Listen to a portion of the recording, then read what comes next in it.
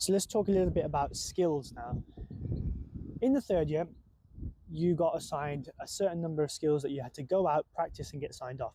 It's basically similar this year, but what's different this year is you've got a little bit more of a couple of specialty skills that you need to do.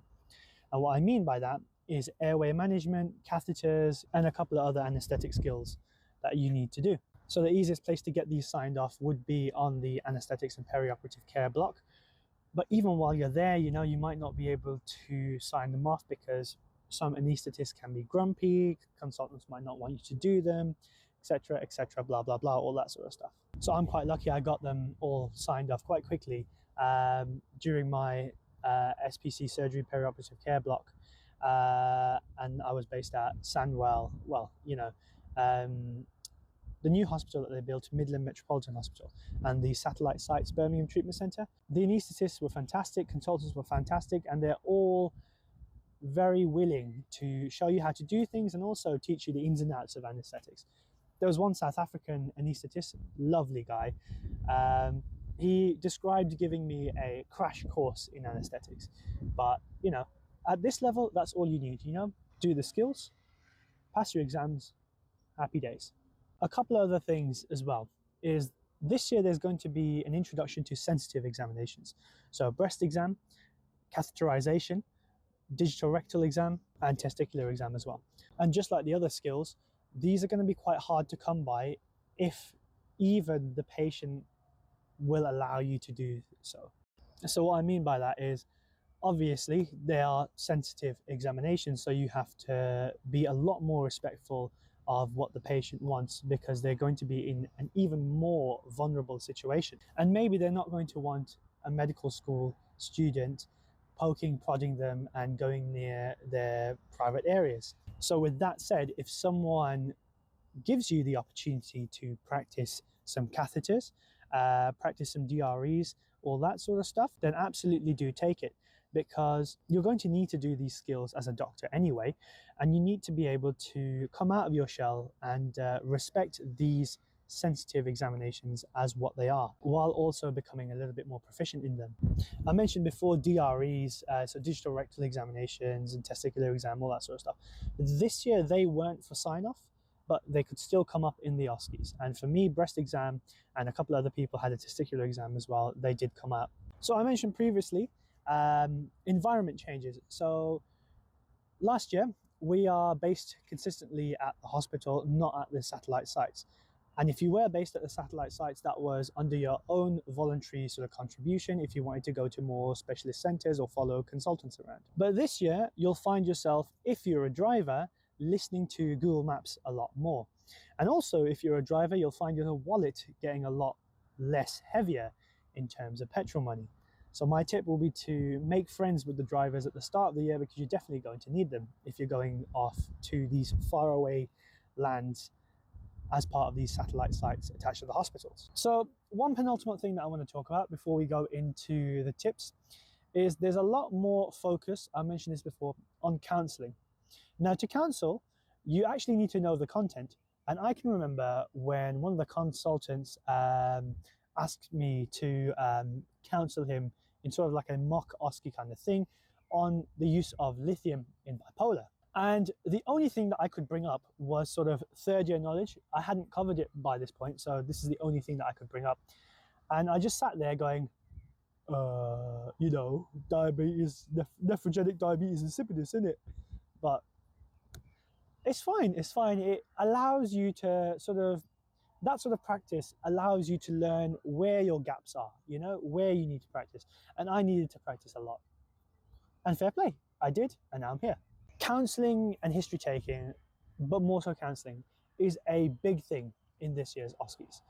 You need to be able to take all the opportunities that you can to practice your knowledge, but also practice with other people. And if you can, practice with patients on the ward. They're going to be able to give you the best reactions. Now, if you can do it in the timing, which is about 7-8 minutes, I think it's 7, that's even better. But in real life, you're not going to be, under strict timing. So don't be worried if the patients do take you over 10, 11, 12 minutes. But if you are practicing with your mates, then yeah, you do need to be practicing within the time limit. So with regards to finding the best place to improve your communication skills and counselling, so to speak, or just listening really, it would be during the psychiatry block. So in that sense, you know, the people that you see in the clinics that you get based at, and I'm going to use the example of antenatal, perinatal, stuff like that. Some of the stories that you hear there are frankly quite awesome, but conversely, some of the stories that you hear there are going to be quite horrific. And you have to be able to, you know, carry that poker face and show respect to the patient that is telling you that story. So let's move on to the tips.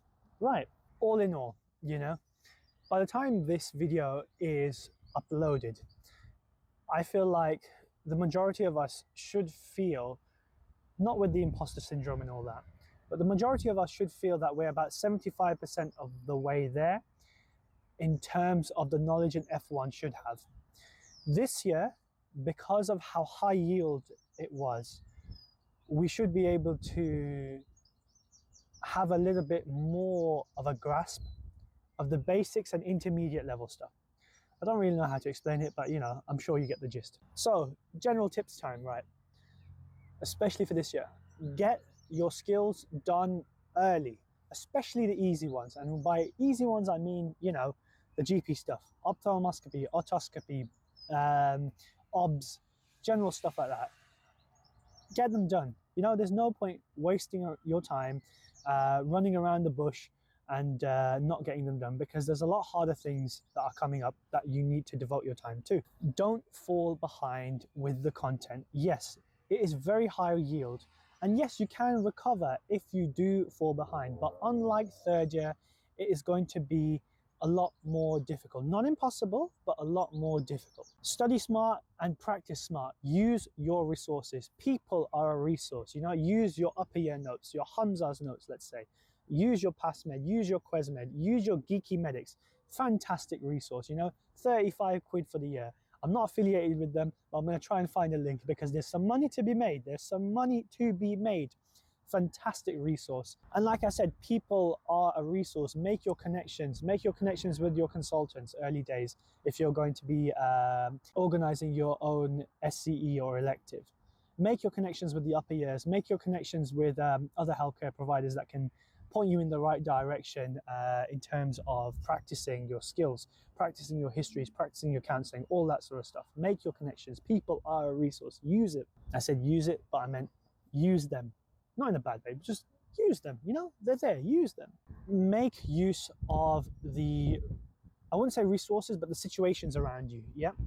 And what I mean by that is, if you're in clinic, do clinic sort of focus stuff. If you're on wards, do ward sort of focus stuff. Don't waste your time if you're on the wards. Don't waste your time if you're in the clinics. Study smart and use the resources around you properly. I mentioned this before in the sort of audit section, but pick an easy audit, honestly. If you're looking to, okay, right, here we go.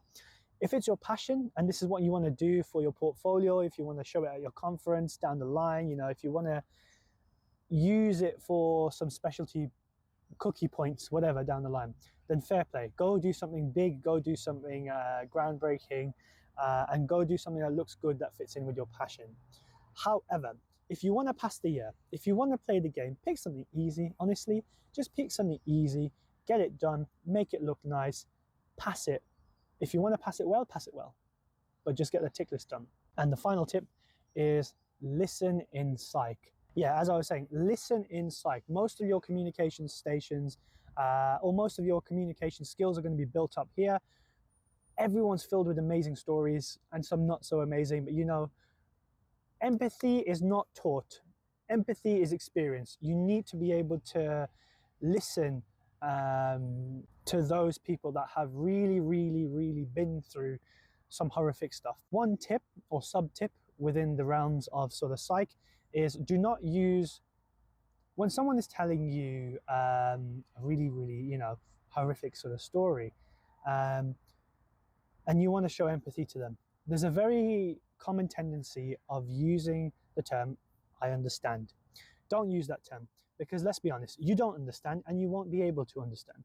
An easier way to come about this and approach this is to use the term "I hear you." And that's not just for marks, because in reality, when you're an actual doctor, we're not looking at marks here. We're looking at being a better human being, a more reflective human being, and a more empathetic person, because you're going to be dealing with people that, like I said, have gone through a very, very traumatic pasts, and you won't be able to understand them. So I know you're not trying to pretend that you understand them, and it's a natural, human thing to sort of placate the atmosphere, so to speak, and a lot of people use the term "I understand." But try and break that habit and try and use the term "I hear you" instead. And that, ladies and gentlemen, is the game. Hopefully the video was under 10 minutes. It probably wasn't. I had too much fun talking. And hopefully you guys learned something or enjoyed the video. If you did, remember to leave a like and subscribe and interact with the video. It's great for the algorithm. And what I mean by interact with the video is leave a comment down below on what you enjoyed or what you want to see more of, and any ideas for things that you'd like to see me do or talk about. So like, subscribe, share, comment, all that good stuff, and I will see you in the next one.